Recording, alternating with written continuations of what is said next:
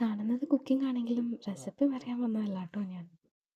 നാട്ടിലായിരിക്കുമ്പോൾ ഞാനും കിച്ചനുമായി അത്ര അടുത്ത ബന്ധമൊന്നും ഉണ്ടായില്ല. ഇവിടെ ആദ്യം വന്നപ്പോൾ സ്വന്തമായി ഒരു കുക്കർ മാത്രമായിട്ടാണ് ഞാൻ വന്നത്. പിന്നെയാണ് മനസ്സിലായത് ഓരോന്നും ഉണ്ടാക്കാനായിട്ട് എക്സ്ക്ലൂസീവായി പാത്രങ്ങൾ വേണമെന്ന്. തിന്നാൻ മാത്രം അറിയാമായിരുന്ന എന്നെ കുക്കിംഗ് പഠിപ്പിച്ചത് ദുബായാണ് കേട്ടോ. കുക്കിംഗ് ഒക്കെ പഠിച്ചതിന് ശേഷം കിച്ചണിൽ കയറിയാൽ പിന്നെ ഞാൻ എന്നെ കാണുന്നത് വലിയൊരു ഷെഫായിട്ടാണ്.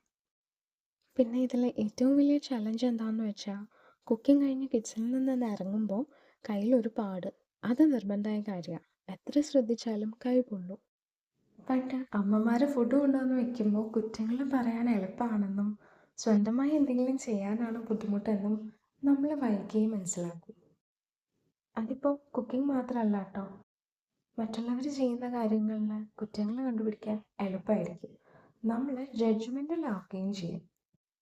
എന്നാൽ മറിച്ച് മറ്റുള്ളവർ ചെയ്യുന്ന കാര്യങ്ങളിൽ കുറ്റങ്ങൾ കണ്ടുപിടിക്കുന്നതിന് പകരം ചെറിയ ചെറിയ കാര്യങ്ങൾ വാല്യൂ ചെയ്യാനും അപ്രിഷ്യേറ്റ് ചെയ്യാനും പഠിക്കുമ്പോഴല്ലേ ലൈഫ് ബ്യൂട്ടിഫുൾ ആവുന്നത്.